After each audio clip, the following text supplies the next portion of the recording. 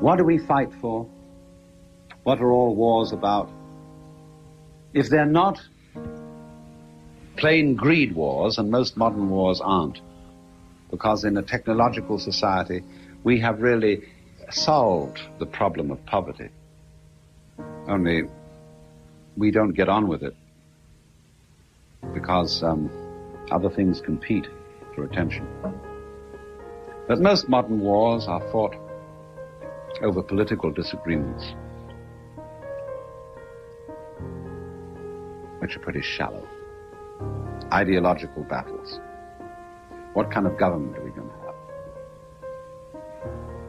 Capitalism called communism, or communism called capitalism?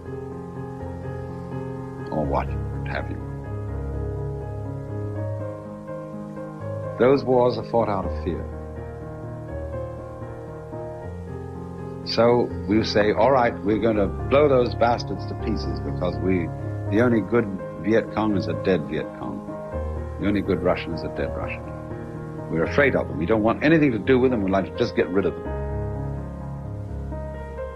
Yeah, but if that is your motivation and this is your spirit, that you're frightened of the enemy, you're not going to be a good soldier. A good soldier is supposed to be courageous. See? You're not supposed to be afraid. So, all right, say, well, okay, we're not frightened of these people. We just think that they've been exploiting everybody else, and we're the knight on a white horse with a lance, and we're going to rescue everybody. Okay? In you go. And you stir up the same kind of problems. Resentment. Everybody says to the knight on the white horse, gee, aren't you a stuffed shirt? You think you're holier than everybody else. You offend us by your righteousness. You're disgusting. You're not even human. And after all, you're a hypocrite. Because you may come on politically with this white horse, but you have all kinds of rackets back home and you know it. Nobody's impressed. Still, you're courageous. You've won all that courage. You're not afraid of death and all that. So, if you're not afraid of death and all that, the question comes up again. Why fight? What's the point? Who are you protecting? Are you going to teach your children to be afraid and say, I'll protect my children because they've been taught to be afraid? I'm the father. I've learned not to be afraid. Why didn't I teach my children not to be afraid? If I had, I wouldn't have had to defend them. Because they would have said it's just an illusion and we can dissolve out of this body and appear somewhere else. Because if that is what happens, and it's pretty obvious that it is. I mean, when I say you'll appear somewhere else, everybody who appears is you. Only you can only experience it one at a time. When you are reincarnated on the next round, you'll be everybody. But everybody only experiences themselves in the singular. But everybody's you. Everybody's I. That's our name. We all share that. So there's nothing to worry about in that sense. It'll all come back. Very surprising, too, because you won't remember what went before. And that's a pretty good arrangement. But if you know that in your heart of hearts, obviously the only strategy that is worth anything at all is not to chop everything up, not to love everybody. And see that in compassion, if people are frightened, and they don't see through the thing the way you see through it, well, you say, I'm really very sorry for you that you are still captivated by the mirage you're in and are still afraid that if somebody knocks you dead, that's a tragedy. It's just the end of a dream. And maybe you dream again in some other form, maybe you won't dream at all. But it doesn't. No sword, no bomb, no nothing can slay the real you.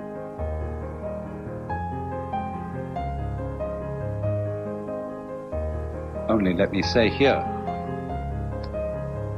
you cannot use this as a belief, as if I were a mouthpiece of the gods and were vouchsafing to you a new truth. And you said, well, let's believe in it and regard all this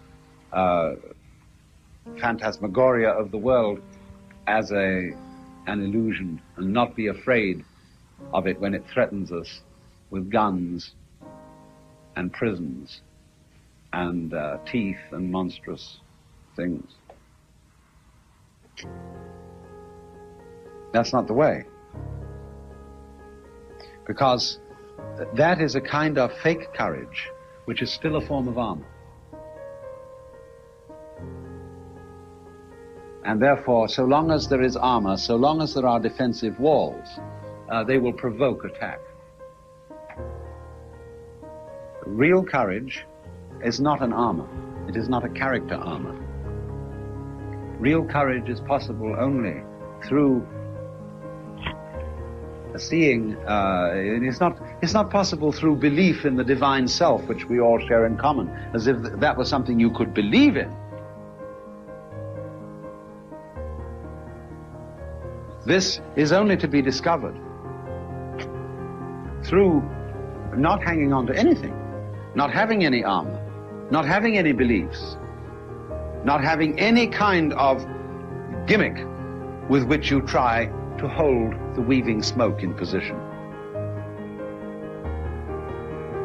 You don't need it. If you really are the basis of the and ground of the world, you don't need a belief that that is so. You don't need any practice, any gimmick to hold on to that situation or acquire that situation, because all those gimmicks will lead you to doubt it. I didn't make enough progress today.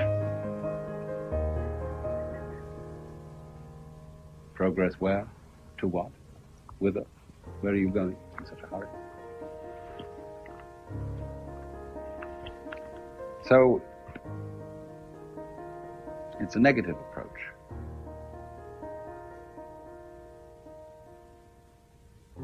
Nothing to get. That's what I meant by saying Zen was a big hoax. It was just silly empty.